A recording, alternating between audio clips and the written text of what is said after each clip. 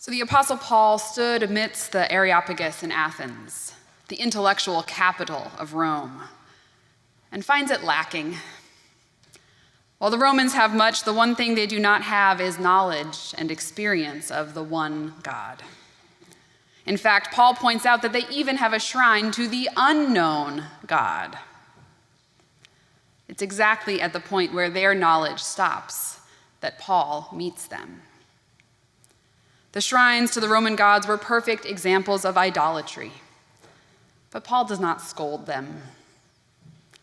Instead, he sees beyond the surface and recognizes their idolatry as a sign of human longing for knowledge and understanding, perhaps for fear of the unknown or of a vengeful God.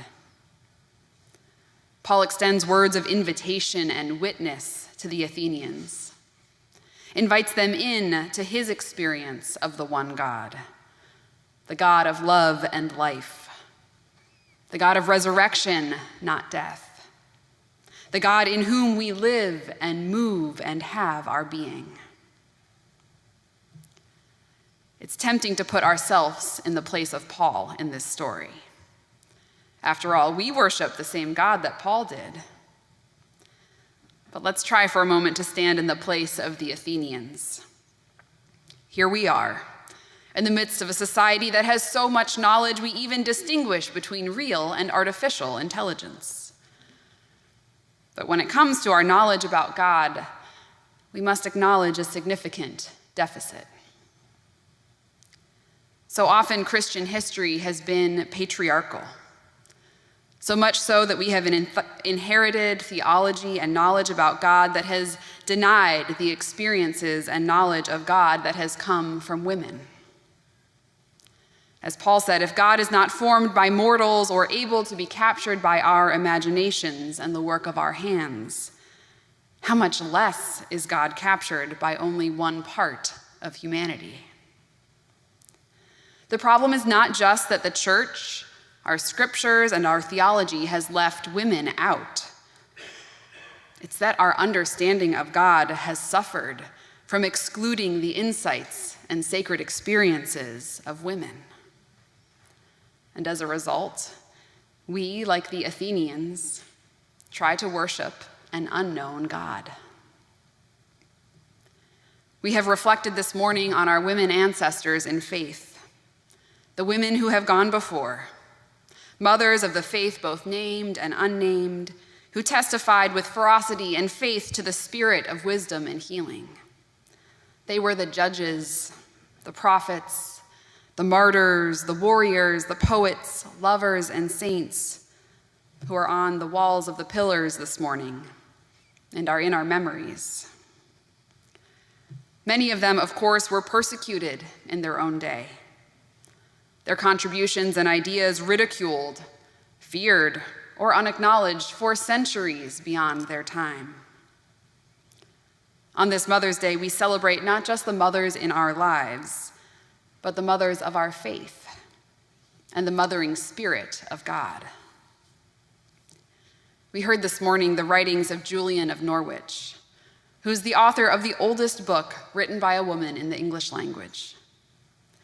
Julian was an anchoress, in other words, a woman who chose to live a life of prayer and contemplation in a single cell attached to a church. The word anchoress comes from the Greek anakareo, meaning to withdraw. Amy Frickholm wrote in this week's Christian Century that the outlines of Julian's life are all anyone really knows about her. She lived through 2 devastating plagues.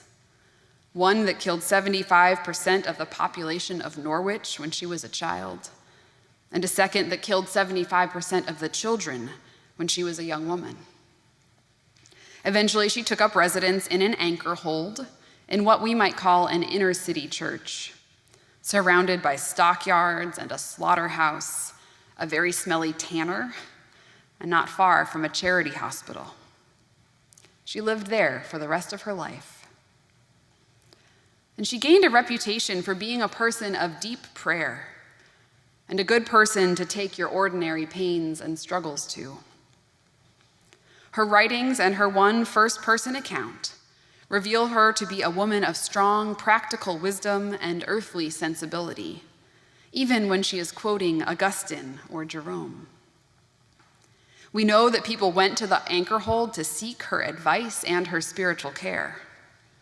And in that anchor hold, she also wrote a book about an experience from a time in her life when she desperately wanted to die. She had a series of showings, as she later called them, searching for an English word to express what she had seen. Showings in which Christ revealed to her the depth of God's love for humanity. And she tried to pass on what she had experienced through 2 versions of the same book. She wrote that book during a time when it was forbidden by the Archbishop of Canterbury for any woman to teach and for anyone to write a book of spiritual teachings in the English language. Not far from her anchor hold, people were being burned for doing the same. At some point, the books were passed out of the anchor hold. They somehow survived the reign of Henry VIII when the regime was burning books in order to make weapons out of the metal clasps that held them together. And they were rediscovered across the sea in France, where a group of English-speaking nuns used them to undertake a curriculum in prayer. So Julian was pretty incredible. She's often quoted today for the admonition that all will be well, that is quoted as words of comfort. But she was much more than the author of a few words that are regarded as trite. She was a theologian. She reflected deeply on the Trinity as God's nature and the meaning of the Trinity for humanity. She wrote, "Our whole life is in 3. There is our being, our increasing, and our fulfilling. The first is our very nature. The second is what happens to us through God's compassion. And the third, through God's grace. Wherever we look in our lives, we can see God acting in and through us using this Trinitarian lens. As Amy Frickholm explained, with the Trinitarian God, our Trinitarian souls participate in the work of oneing. Because of the dynamic nature of God and ourselves, oneing is a verb, not a given state. Oneing, a word which Julian invented to describe this action, is a process by which all things were made and all things will be made well. It's a constant process of growth and development, rooted in our nature as made in the image of God, drawn out by the work of compassion in our lives, and made real by the work of grace, in a process of endless loving. From her perspective as a woman in that anchor hold, God was not out there, but in fact so close as to be a part of us, or us as a part of God, part of a process of growing closer in relationship, of oneing. It's the great paradox of searching for God. It's the fish searching for water. We're swimming in it. We exist within God, a part of God. God exists in us. God is the very ground of our being. Julian looked at that simple hazelnut and saw within it all of existence, all of creation, all of God's love. Paul looked at the shrine to the unknown God and saw in it a longing to know and be known, to be totally encompassed by God so that each part of creation was known and named as sacred. Both Julian and Paul were aware enough of God's expansiveness that they saw God everywhere, and so could extend that invitation to others to be in relationship with that God with grace and hospitality. As another commentator wrote, that a human relationship with God then isn't about relating to a far-off presence, nor is it about relating merely to an interior one. It's not a matter of luring God to come closer. if we take Paul's speech at the Areopagus seriously, God is already there, already here. It's we who need to become more present and attentive. The divine life is swirling in and through and around all things, all the time, all the way out to the edges of creation and beyond. A prayer, for example, to borrow C.S. Lewis's classic image, isn't a telegram sent to a faraway deity, but rather a stepping in to the ongoing divine dance, praying with God. We can't enhance the degree to which we have our being in God. The fact that we are in any given moment we owe to God's generosity.